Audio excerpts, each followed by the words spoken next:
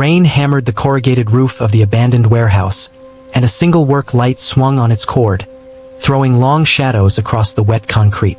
A young woman, 19, trainee thin, her hair still done for a stage that would never happen, was half carried between two men in dark jackets toward a waiting van. She was barely conscious. One shoe was missing.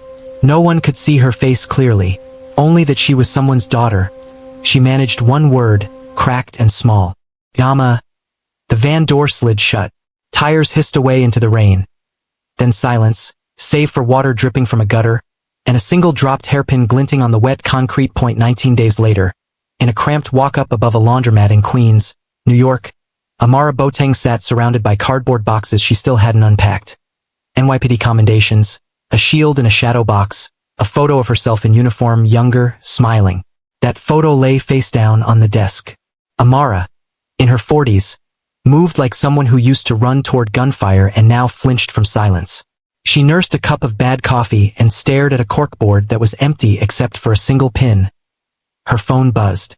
Unknown number, Seoul area code.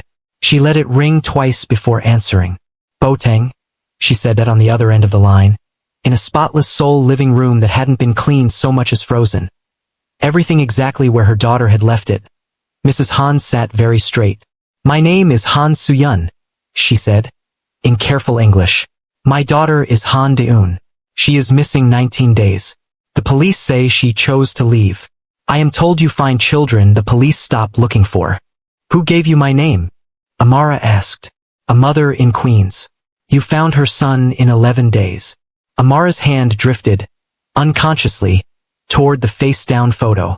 I don't work cases overseas, Mrs. Han, she said. I'm not licensed there. I don't speak the language. I don't know the system. I do not need someone who knows the system, Mrs. Han answered, quiet and unshaking. The system already looked at my daughter and decided she is not lost. She is thrown away. Silence stretched on the line. Amara closed her eyes. I can pay, Mrs. Han continued. But I am not calling because I can pay. I am calling because when I close my eyes I see her at 7 years old, holding my hand crossing the street. And now I do not know what hand is holding her. Amara turned the photo face up and looked at it a long moment. A girl she couldn't save maybe. Send me everything you have, she said finally. Don't call the agency and tell them you're still looking. Why?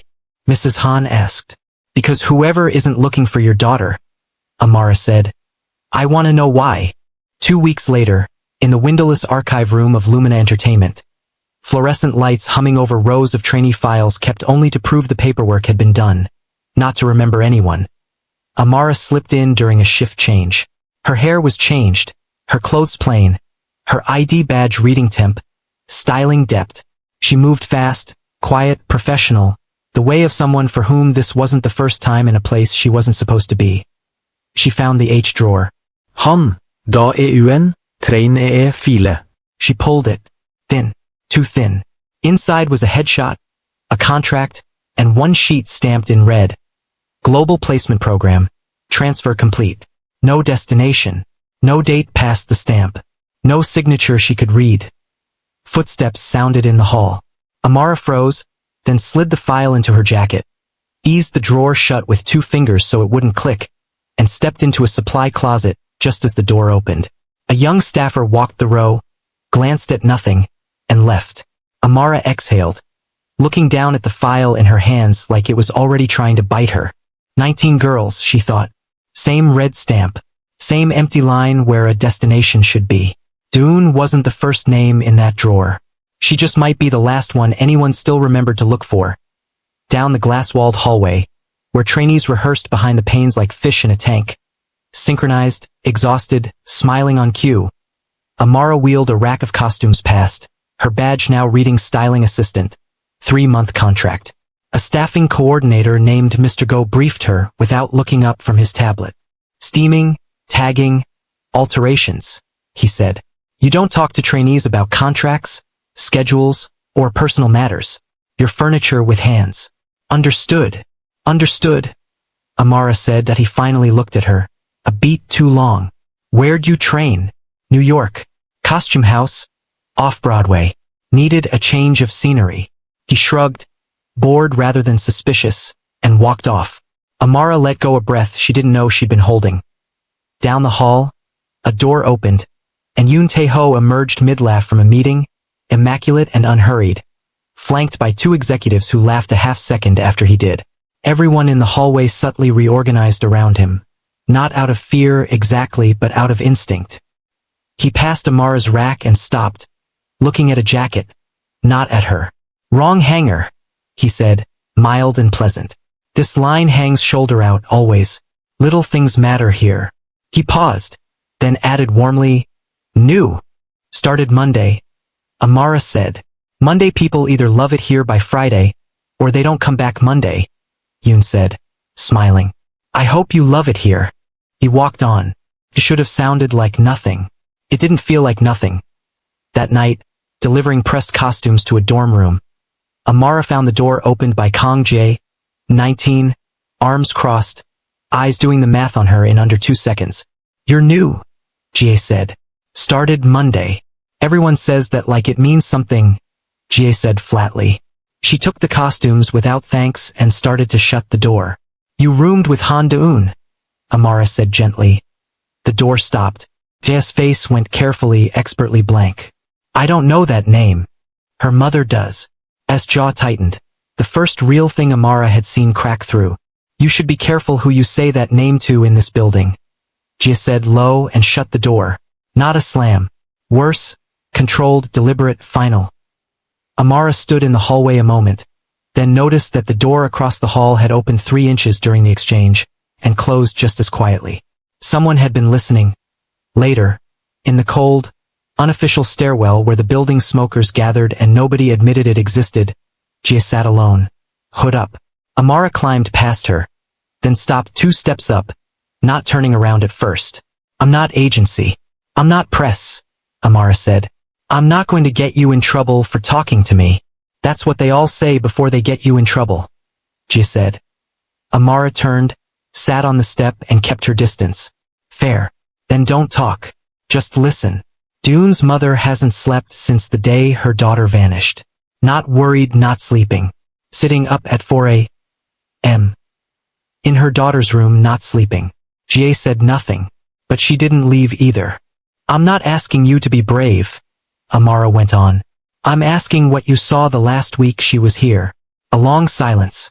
Ji-a picked at a thread on her sleeve. "She was scared," Ji-a said quietly. "Not stage scared.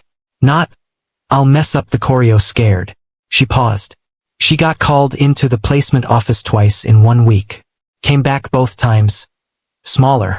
Like something got taken out of her. Placement meaning..." Amara started. "Global placement program," Ji-a said. "They tell you it's your big break. Debut overseas, cultural exchange. Whatever they call it this month." Her voice turned bitter.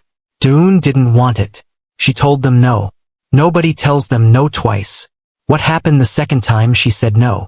Ji-a looked at her. Really looked, deciding something. "I don't know," she said. "That was the last time I saw her." She stood to go, stopping at the door. "If you're really trying to find her," she said, not turning around, "stop asking me questions in hallways. Somebody's always in the hallway." She left. Amara sat alone in the cold stairwell, absorbing that. Delivering a garment bag the next day, Amara accidentally lingered near an open door of the placement office, where Yoon Tae-ho sat across from a nervous guardian type. Yoon's voice never rose. "That was what made it work. Your daughter has extraordinary discipline," Yoon was saying. "The global program isn't a punishment, Mr. Choi, it's an investment. We only offer it to trainees we believe in." "She said she doesn't want to go," the guardian said. Yoon gave a warm, patient laugh. 18-year-olds want a great many things on a Tuesday. My job is to think 5 years ahead of her. That's what you're paying us for, isn't it?" A pause stretched a half-second too long. "Sign by Friday," Yoon added. "Opportunities like this don't leave a light on for latecomers." Amara moved on before she was seen, her face unreadable, her mind racing to a coffee shop in Seoul. Amara met Soo-jin, a sharp-eyed journalist in her 30s with 3 phones and a laptop all open in front of her. "You're the American ex-cop asking around Lumina," Soo-jin said. Congratulations, you're now the second most interesting person watching that building. I'm the first. What have you got? Amara asked. 3 agencies. 3 global placement programs. 3 vanished trainees in 18 months. Officially opted out of the industry. Unofficially, Sujin slid a folder across the table. Nobody's heard from any of them since. Common thread. 1 name signs off on every transfer. Aegis Cultural Partners. Paperwork says, International Cultural Liaison. I've called the number on their letterhead for 6 weeks. And it rings in a room with no one in it, Sujin said flatly. I know because I sent someone to stand outside the address. It's a mailbox store. So it's not a company, Amara said. It's a door. A door with Yoon Tae-ho's signature on the other side of it. They looked at each other. The shape of it was forming, and it was worse than either of them had said out loud yet. I can't print any of this without someone who is inside the pipeline, Sujin said. A name, a witness, not documents. Documents get buried. I need a person who's scared enough to be honest. I might know where to start looking for one, Amara said. That night, in the back booth of a noodle shop, Soo Min-woo sat with his back to the wall like a man who'd practiced sitting with his back to the wall, his hands unable to stay still. Amara slid in across from him. I logged flights, Min-woo said. That's all I did. I coordinated logistics. I never asked where the flights went after Incheon. You're asking yourself now, though, Amara said. That's why you agreed to meet me. He laughed. No humor in it. The laugh turning into something closer to a cough. There's a manifest, he said. Every placement. A departure. No return date. No re-entry logged. Ever. 19 names in 14 months. His voice dropped. I used to tell myself it was a fresh start for them. New country. New name maybe. Showbiz reasons. And now? Amara asked. Now I know what a fresh start looks like on paper. And it doesn't look like this. He finally met her eyes. 3 weeks ago I asked Yoon, casual, just office talk. How are the placement girls settling in overseas? You know what he said. What? He smiled at me. Just smiled. Didn't answer. Next week my access to the logistics folder was revoked. Restructuring, HR said. His hands were shaking now. I'm not logging flights anymore because I asked one question out loud. What do you think happens to the girls who ask questions to his face? I need you to say all of that to a journalist, Amara said, steady and careful. On record. He'll know it was me, Min-woo said, terrified. He already suspects everyone, Amara said. The only way you're safe is if this is too loud to bury. Min-woo stared at his noodles, untouched, going cold. Then slowly he nodded. The next day, in the styling room, Amara steamed a costume, her phone hidden in a folded garment, texting Sujin one-handed. Mr. Go entered too fast, not looking at his tablet this time. Looking at her. HR wants to see you, he said. Now. Did I miss a hanger? Amara asked, calm. Now, he said, not smiling. In the HR office. Yoon Tae-ho sat where the HR manager should have been sitting. Not a coincidence. He gestured at the chair across from him, pleasant as ever, which was exactly the problem. Please, sit, he said. Amara sat. She didn't fold her hands, didn't fidget. That itself told him something. Your reference from the off-Broadway costume house doesn't exist, Yoon said. Neither, as it turns out, does the costume house. He gave a small, genuine smile. I find that people who build careful lies are usually protecting something worth protecting. So, what are you protecting, Ms. Boateng? He knew her real name. The room went very still. A missing 19-year-old. Amara said, level. Direct? Yoon said, unbothered, almost admiring. I respect that. Most people lie to me longer than that. He leaned forward, his voice dropping, still gentle, now genuinely dangerous. Here is what I'd like you to understand, detective. This building has survived scandals before. It will survive you. The only question is whether you walk out that door today, or whether we discuss how a person with no valid visa status disappears from a system that was never looking for her in the first place. A long beat. Amara didn't blink. You just told me exactly what you do to people who become inconvenient, she said. Yoon smiled, standing, done. I told you nothing. I offered you a door. At the door, without turning, he added, take it while it's still open, Ms. Boateng. Not everyone gets offered one twice. He left.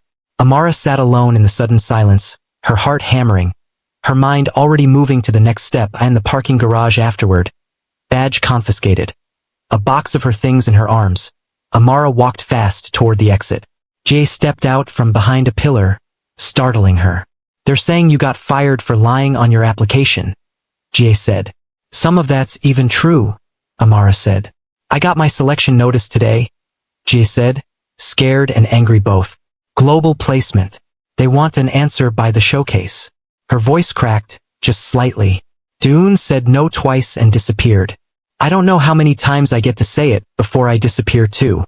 Then don't say anything yet, Amara said, urgent and quiet. Not yes, not no. Just buy time. 2 days. That's all I need. And if 2 days isn't enough.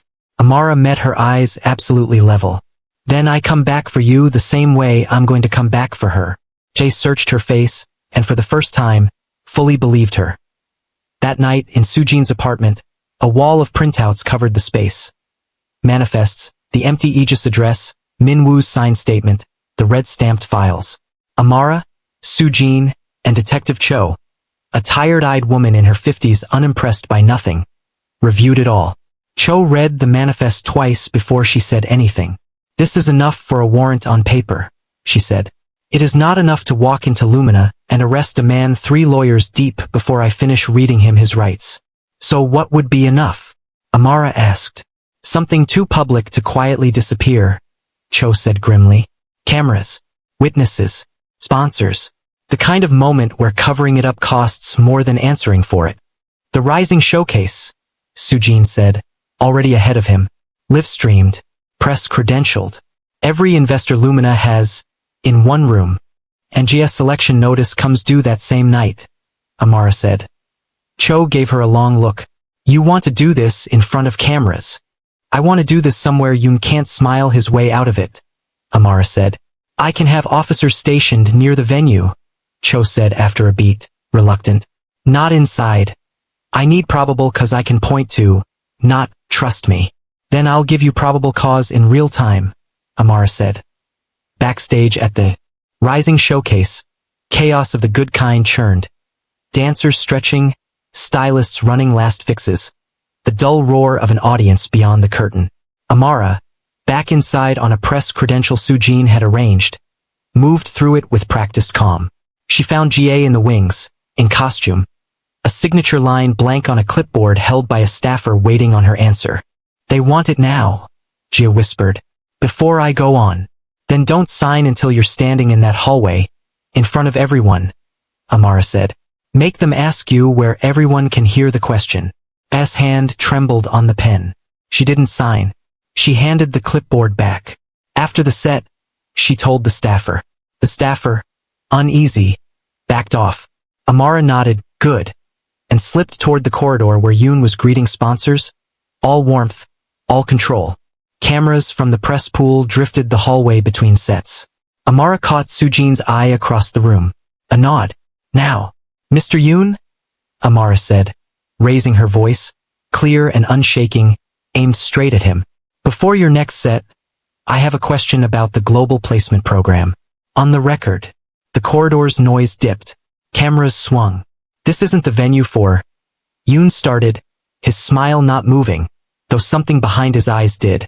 19 trainees transferred through Aegis Cultural Partners, Amara said. 0 re-entries. 1 signature on every file. Yours. Murmurs rippled through the room. A sponsor's phone lowered.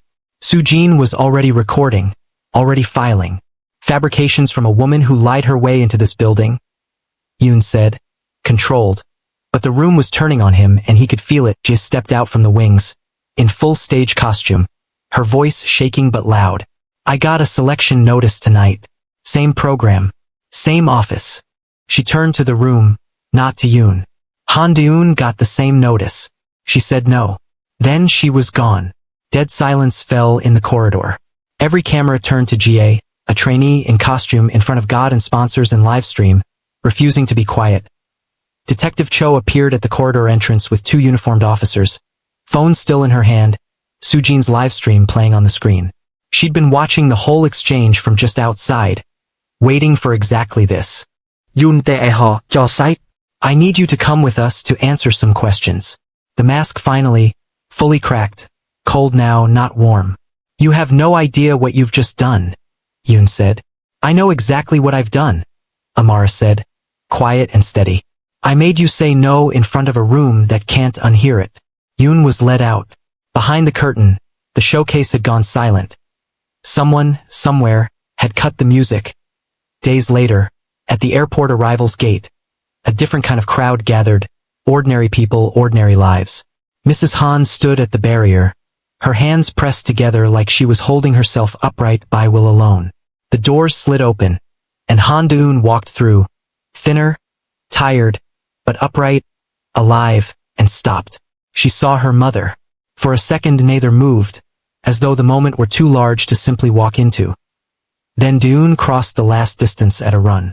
Mrs. Han caught her like she was 7 years old again, crossing a street, small hand in a bigger one. I never stopped saying your name, Mrs. Han said into her daughter's hair, barely audible. Not once. Not one day. Amara watched from a distance, arms crossed, something in her own chest finally loosening after a long time being clenched. She didn't intrude on the moment. This one was never hers to have, only to give back. Later, in an empty rehearsal hall, Ji-a practiced alone, no longer hiding what she was. Tired, proud, still scared some days, still standing. Amara watched from the doorway. I almost signed it, Ji-a said, not turning around, catching her own reflection in the mirrored wall instead. In the hallway. Before you got there. But you didn't, Amara said. Ji-a finally turned. No. I didn't. She paused, quieter, more honest than anything she'd said the whole time. I don't think I knew my voice could stop anything. Turns out it just needed a room that was forced to listen. It always could, Amara said. You just needed one loud enough second. Ji-a almost smiled, the first one that wasn't guarded in a small new office in Seoul. Sunlight replaced the fluorescent hum of the old one. A new sign on frosted glass read Boateng Investigations. Seoul. The old face-down photo now sat upright on the desk, finally. Amara pinned a fresh, blank corkboard to the wall. No case on it yet, just possibility. Her phone rang. Unknown number. She looked at it a beat. Not with dread this time, but with readiness. Boateng, she answered, steady. Tell me what happened. She listened, her face worn, but no longer hiding from itself.